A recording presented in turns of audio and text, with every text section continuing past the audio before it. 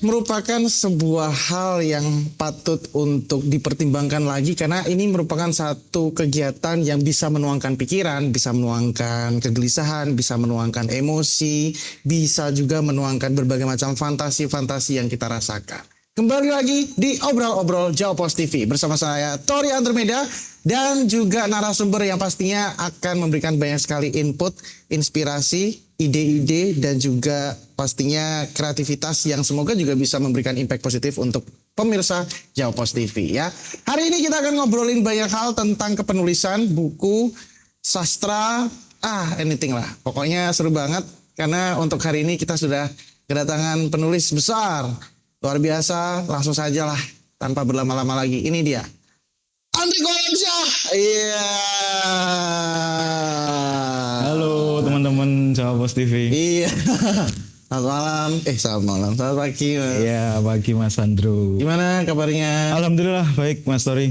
Ini merupakan kali kedua seorang Andriko Alamsyah ini main ke Jawa Pos Radar Madiun ya. Thank Kemarin you ya teman-teman Radar. Apa? Thank you teman-teman Ya, Radar. selalu ya support ya. Kemarin podcast, kita sekarang obrol-obrol. Lebih mahal, lebih eksklusif dengan studio yang ratusan juta ini. Alhamdulillah dengan karya baru. Dengan karya baru, ini dia ya. Jadi sebenarnya yang akan kita omongin untuk hari ini adalah fokus ke karya barunya seorang Andriko Alamsyah. Kemarin di podcast kita sempat ngobrolin tentang buku pertamanya Andriko yang judulnya adalah Semesta dan Kejutannya. Untuk kali ini ada buku barunya seorang Andriko yang judulnya adalah Yang Dirahasiakan Langit. Nah, Yang Dirahasiakan Langit. Nah, ini salah satu contoh buku pertamanya dan ini buku keduanya, Yang Dirahasiakan Langit. Tapi sebelum kita membahas lebih detail tentang buku kedua, ini mungkin progresnya dari buku pertama kok bisa langsung ini kan sebenarnya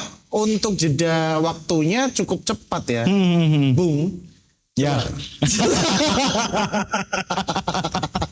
Sorry ya teman-teman, emang aku sama Mas Tori ini cukup dekat secara emosional, jadi ini obrolannya mungkin lebih santai. Lebih santai aja. Gimana Mas Andriko? Ini kok bisa langsung bikin buku kedua gitu? Sebenarnya ini justru naskah udah selesai tahun 2022 akhir ya Mas Tori dan teman-teman. Tapi karena ada satu dua hal yang cukup menyertai perjalanan karya ini, akhirnya karya ini baru aku rilis 9 September kemarin. Nah, jadi kalau awalnya aku nggak niat untuk nulis novel, Mas Tori. Oh gitu, Mas Andriko. Kenapa? Karena aku justru pengen bikin model senandika gitu, kumpulan kata-kata yang mana bukunya itu ya kata-kata pendek per halaman sampai selesai gitu. Cuman karena ada satu pemantik di pertengahan 2022 kemarin di mana aku tahu ada temanku yang punya kisah dia meninggal sama cowoknya. Akhirnya aku merasa bahwa wah, di umur-umur seusia mungkin masih muda ya, terbilang muda, waktu itu masih 22 tahun.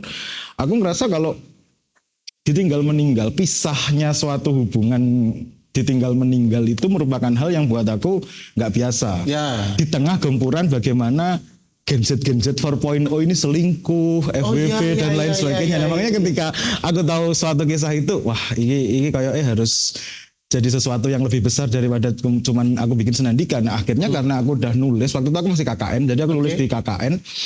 Ketika itu aku tahu kabar tersebut, aku mulai menggubah selanjutnya. Dalam arti aku mulai menggubah kelanjutannya. Jadi di buku ini, di Yang Dirahasiakan Langit ini, 44 halaman pertama itu masih tetap berbentuk kumpulan kata-kata. Jadi di sini itu kelihatan nggak sih? Macam quotes gitu ya? Iya, model senandika gitu. Dan di setiap 44 halaman pertama ini itu ada ilustrasi, selalu ada ilustrasi. Nah, baru halaman 45 sampai seterusnya itu baru berbentuk model novel. Jadi aku mencoba menyuguhkan sesuatu yang baru aja.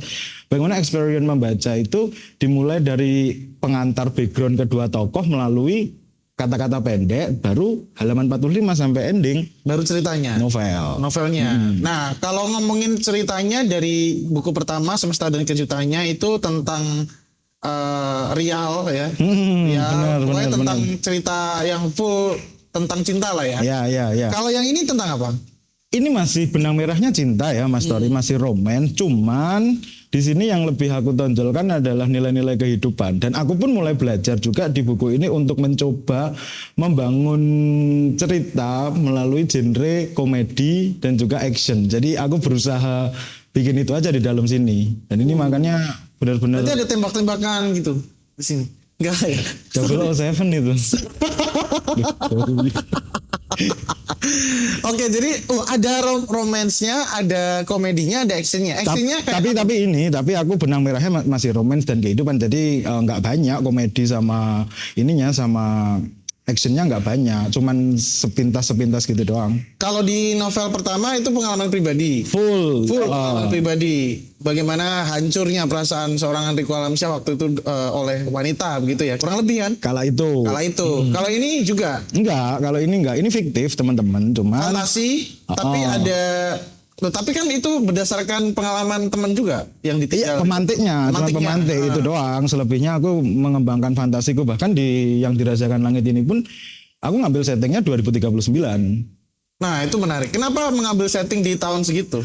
Karena aku Itu menjelang Indonesia Emas loh, 2045. Indonesia Emas itu justru biasanya blunder. Kawan-kawan aja ya ngobrol itu kalau ada. Kenapa kalau gitu aku ngambil 2039, aku pengen melihat bagaimana Indonesia di tahun tersebut melalui fantasiku. Ketika di Indonesia, yang aku bangun di situ, aku masih konsen ke seni. Bagaimana masyarakat nanti pada akhirnya mengapresiasi seni di tahun tersebut. Mulai banyak apresiasi terhadap pelaku kreatif, dan aku menggambarkan itu di tahun tersebut karena setidaknya ketika itu nanti tidak terjadi secara real di tahun 2039, setidaknya itu udah kejadian di duniaku, di fantasiku. Aku gitu. Ya. Jadi itu ya sebenarnya fantasi, tapi pada akhirnya bisa aja terjadi nggak sih kemungkinan yang kamu tulis di 2039? Ini bentuk doa dan harapan sih. Aku nggak tahu itu akan seperti apa. Berarti di situ baik semua dong tentang 2039. Baik ya. Oke. Nah, di situ perbedaan penggarapannya dari novel pertama sama kedua apa? Mungkin dari segi artwork, segi percetakan. Mungkin aku dari ini dulu aja lah ya, dari kepenulisan. Jadi emang nulisnya pun rentang waktunya beda. Kalau buku pertama kemarin aku cuma nulis sekitar 1,5 bulan, dan itu cuma 128 halaman, Mas Tori. Oke. Oh, ini lebih tebel ya? Tebel banget ya bagiku ya, maksudku ini udah benar-benar wah buku banget gitu sih. Berarti kemarin bukan buku? Buku, maksudnya ini lebih buku banget secara aku pribadi. Ya. Dan lebih mahal itu. Secara harga iya, secara harga. Oke. Tapi itu juga yang quotes-nya apa tadi? Senandika.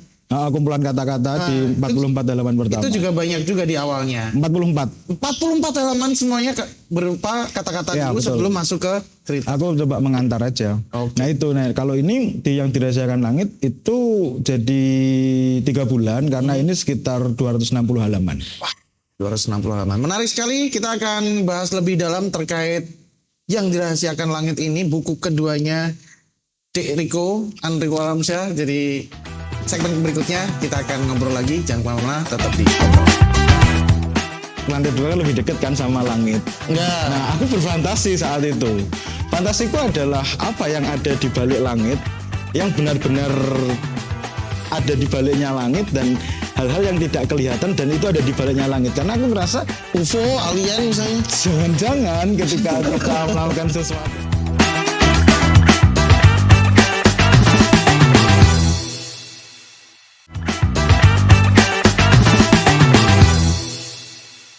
Oke teman-teman, pemirsa Jopos TV kembali lagi di Obrol-Obrol, dan masih juga bersama dengan Mas Enrico. Iya. Klep. Iya. De Enrico ya. Ya. Mas penulis yang sudah menghasilkan 2 karya, Semesta dan Kejutannya dan juga yang dirahasiakan langit. Saya selalu tertarik dengan proses kreatif. Proses kreatif untuk buku pertama kemarin sudah kita bahas habis di podcast. Untuk buku kedua ini kan rentan waktunya juga berbeda. Ya. Pengalamannya juga berbeda. Terus juga referensinya juga mungkin berbeda. Bisa diceritain dong awal mula yang dirahasiakan langit ini, proses kreatifnya seperti apa?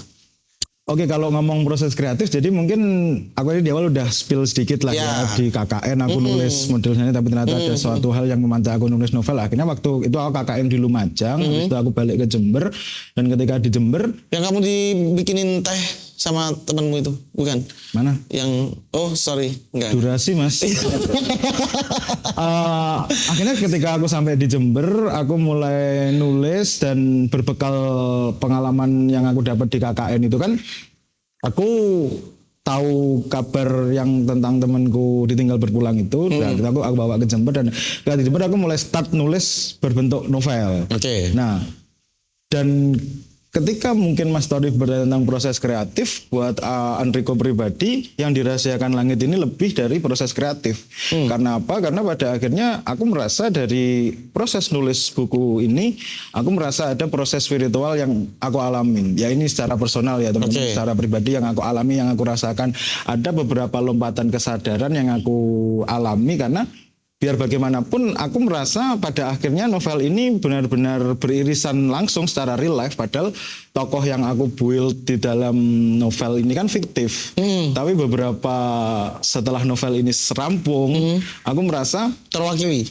banyak bagian yang aku tuliskan itu terjadi Oh iya? di kehidupan. Nah, makanya aku merasa mungkin dalam aku ketika berharap dalam bahasa Jawa ya nek seumpama iki penggambaran takdirku dhewe ya wis sampai epilog ae sekalian. Aku kadang sering berharap kayak gitu karena beberapa detail kecil begitu cukup nggak masuk akal ya. Mas Tori dan teman-teman ya aku ngerasanya kayak gitu. Saya merinding loh ini. Beneran. Karena gini kan ada pepatah bilang katanya ucapan adalah doa. Berarti tulisan ini juga bisa jadi doa dan pada akhirnya beberapa kali terjadi.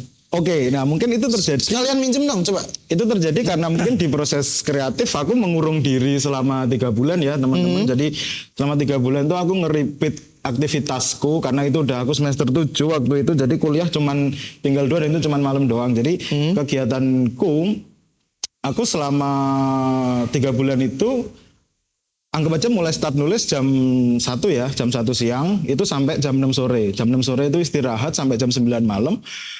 Jam 9 malam nulis lagi sampai jam 4 pagi dan itu aku repeat. Selalu kayak gitu. Selalu kayak itu selama 3 bulan. Makanya naskah bisa selesai hanya dalam rentang waktu 3 bulan dan yang terjadi jadi gini, fun fact-nya adalah ketika di Jember itu kosku kan di lantai 2 dan itu cuma satu kamar doang, cuma satu kamarku aja. Nah, di situ karena lantai 2 kan lebih dekat kan sama langit. Nah, aku berfantasi saat itu. Fantasiku adalah apa yang ada di balik langit, yang benar-benar ada di baliknya langit dan hal-hal yang tidak kelihatan dan itu ada di baliknya langit. Karena aku ngerasa UFO, alien misalnya. Jangan-jangan ketika kita melakukan sesuatu berkegiatan menuju langit terus ternyata ada yang jangan-jangan ada yang sedang mengamati kita. Dari hal-hal yang nggak kelihatan, aku berfantasi kayak gitu. Nah makanya, foto sing enek ning balik langit dan mengaminkan apa yang kita lakukan mungkin kan kita nggak benar-benar tahu bagaimana ciptaan pemilik kehidupan kan benar-benar luas. Nah aku berfantasi aja kayak gitu dan makanya aku kasih judulnya Yang Dirahasiakan Langit. Berat ya ini ya. Oke. Nah ini menariknya adalah 2 kali karyanya di Enrico ini, Mas Enrico maksudnya, sorry. Saya kalau sama Enrico ini emang suka ini ya, bersenda gurau. Ini selalu ada soundtrack. Ya. Itu menarik sekali. Tidak semua buku, tidak semua pengkaryaan kepenulisan itu ada soundtracknya. Kalau kita ngelihat film ya banyak lah ya, hampir semua film ada soundtrack gitu, atau mungkin theme song atau anthemnya. Ini buku loh. Dan ini 2 kali. Ini yang kedua kalinya selalu ada soundtracknya.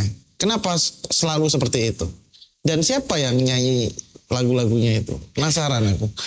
Ya mungkin Mas Tori promosi tentang dirinya sendiri.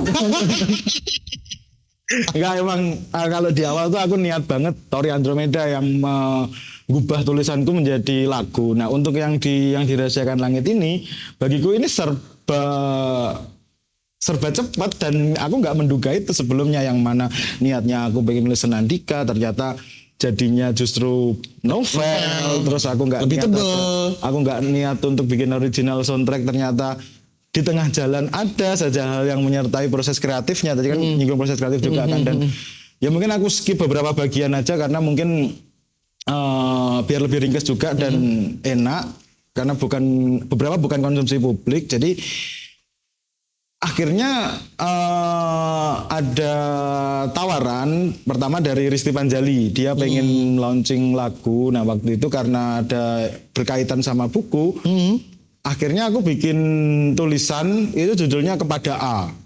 Oke. Nah, karena di buku ini tokoh yang aku bangun, tokoh perempuannya namanya A.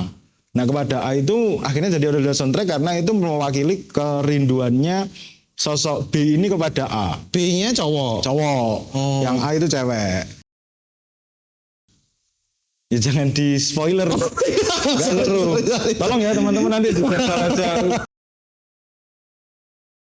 BA 44 halaman itu kenapa nggak langsung aku nama? Karena harapanku itu membangun experience membaca. Sopo to B, sopo to A. Nah akhirnya baru tahu, oh iki harapanku kayak gitu. Aku mencoba mendengarkan itu aja, ceplas-ceplos mas.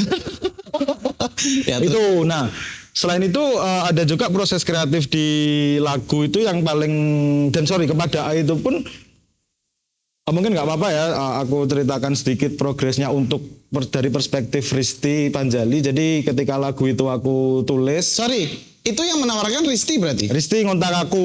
Bukan kamu yang ngontak Risti? Bukan. Oke. Nah, makanya dari ada tawaran itu aku. Sorry, tapi Risti mengontak seorang Andriko untuk lagunya dijadikan soundtrack buku. Enggak hanya Andriko tolong bikinin tulisan dong, aku pengen bikin lagu nih. Kayak gitu. Hanya sekedar itu aja. Tapi akhirnya merembet dan ya udah akhirnya sampai jadi lagu judulnya Kepada A. Oke, itu gitu. soundtrack utamanya itu. Dan mungkin sedikit aku cerita kalau di Kepada A ini ternyata ini juga terjadi di kehidupannya Risti. Di lirik yang aku tulis di situ, mungkin Risti mengolah itu menjadi lagu kan butuh fantasi, imajinasi dan sejenisnya. Nah, akhirnya selang beberapa waktu dari tulisan itu jadi, Risti benar-benar LDR sama sahabat baiknya beda alam. Ada sahabat baiknya yang berpulang, tahu kan mungkin story. Nah itu makanya yang jadi lebih magis dan ngeri dari kepenulisan. Apa-apa yang mungkin nggak aku doang ya, mungkin beberapa teman-teman yang aktif di nulis merasakan hal serupa tentang spiritualitas dalam menulis. Jadi ya udah, menulis bukan hal yang biasa kalau buat aku. Ya, satu hal yang magical ya, Mungkin. yang mistis, yang magis gitu untuk seorang Andriko Alamsyah. Kita nanti akan kembali lagi untuk segmen berikutnya. Jadi jangan kemana-mana, tetap di Obrol. Buat aku itu akan menambah daya ketertarikan orang untuk baca, paling enggak. Setidaknya harapanku. Memicu lah. Harapanku, entah itu terjadi atau enggak, ya aku nggak tahu. Setidaknya aku udah melakukan suatu inovasi atau mungkin yang bikin orang untuk tertarik. Jadi kalau orang tahu lagunya,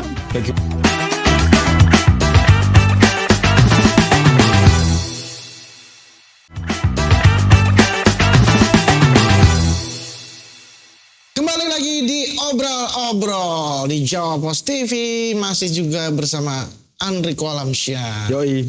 Hehehe, ngono to ya. Cool. Oke. Andriko, tadi sudah diceritakan tentang soundtrack.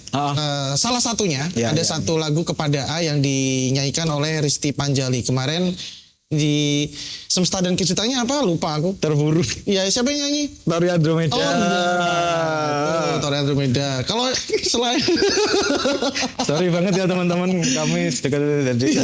selain Kepada A, ada soundtrack lagi nggak sih itu?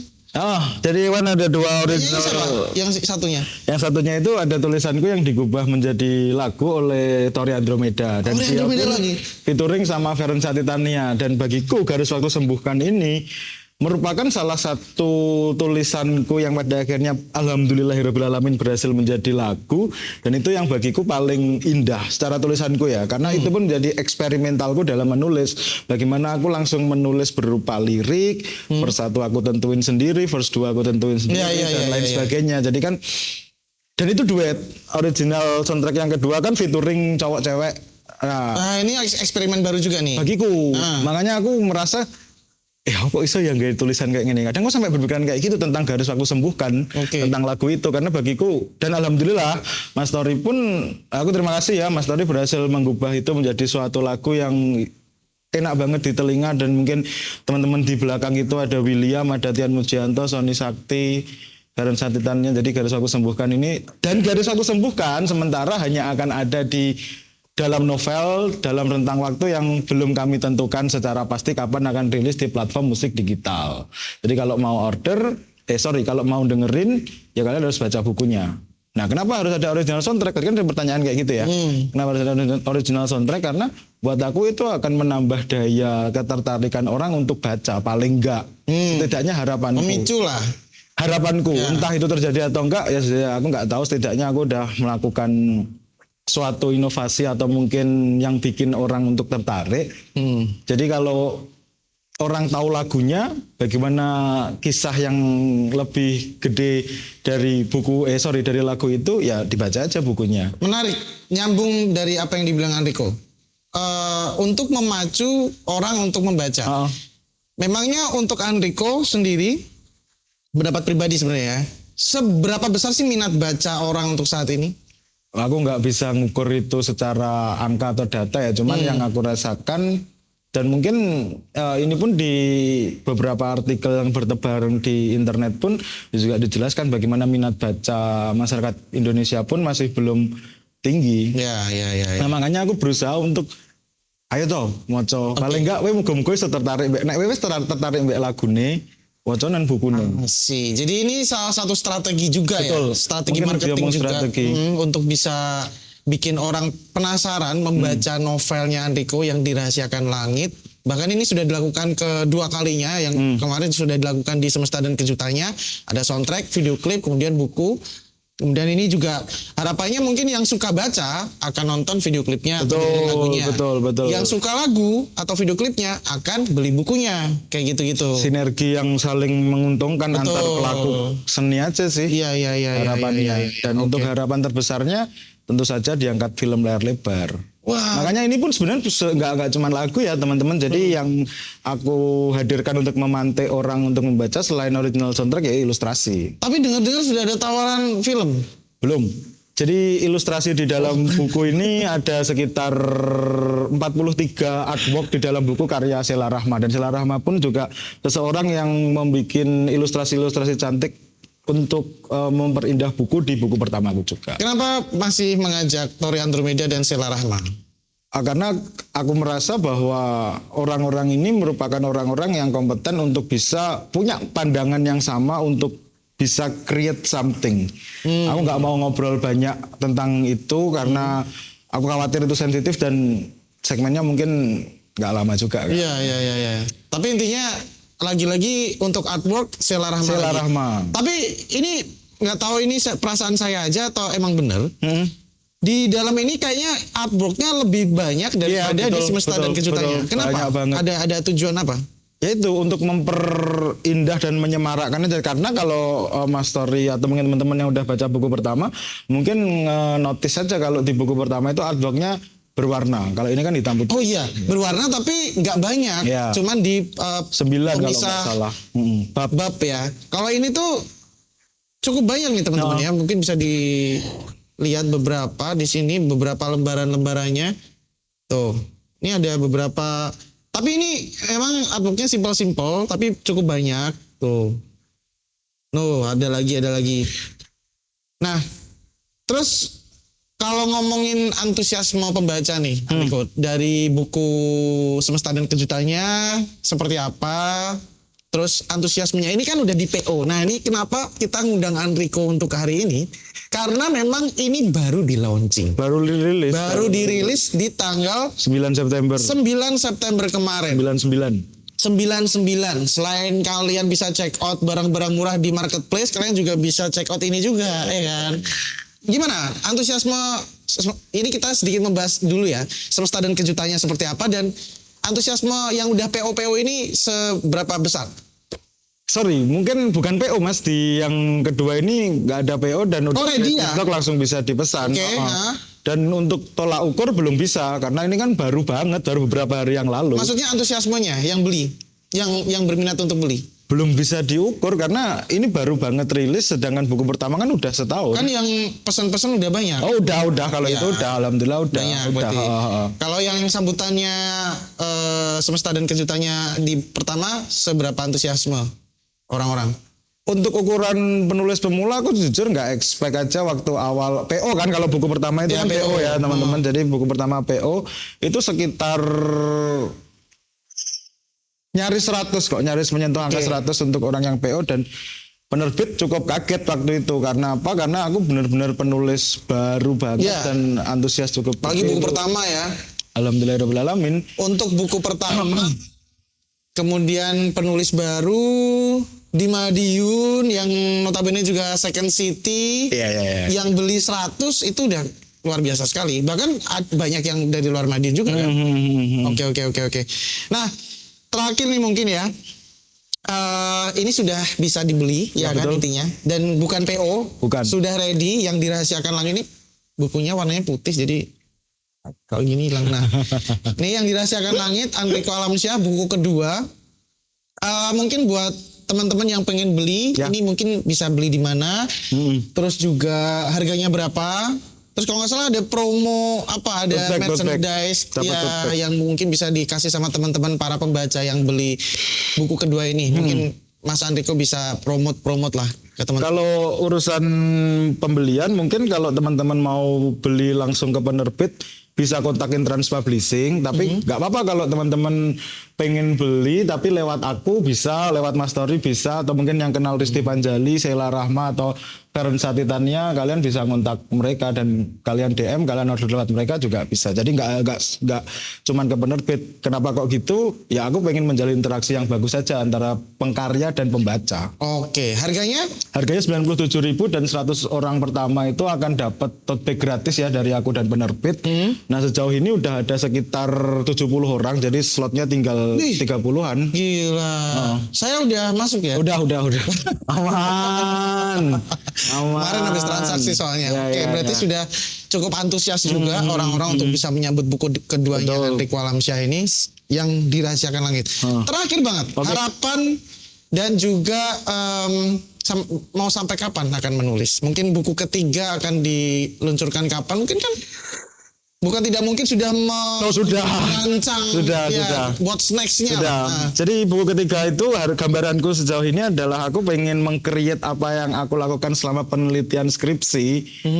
Data-data dari penelitian skripsiku itu akan menjadi bantuan atau pijakanku untuk aku mengolah naskah buku ketiga. Tetap novel, tapi aku berangkat dari data-data yang ada di lapangan secara real melalui penelitianku itu. Oke. Dan dengar-dengar Enrico ini lulus dengan karya. Alhamdulillahirobbilalamin. Lewat Meskipun aku buku udah tetap skripsi sampai bab 5 ya, itu panjang lagi. Intinya kayak gitu. Jadi harapanku adalah aku bisa terus menulis, aku bisa memberi kebermanfaatan, aku bisa melakukan yang terbaik bagi sesama, karena mau bagaimanapun aku memegang prinsip, teman-teman, prinsipku adalah berkali-kali, salah satu prinsipku, nggak semuanya, salah satu prinsipku itu aku pengen berkali-kali berarti baru mati.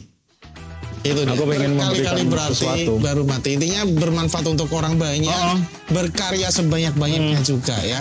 Selamat atas rilisnya yang dirahasiakan langit, buku kedua dari Enrico Alamsyah. Sukses selalu. Semoga bukunya laris manis, banyak yang suka. Amin.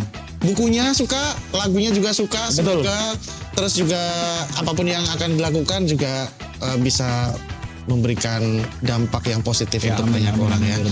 Oke. Terima kasih banyak sudah mampir-mampir ke studio kita Jawa Post TV untuk obrol-obrol episode bersama dengan Enrico Alamsyah atas rilisnya yang dirahasiakan langit.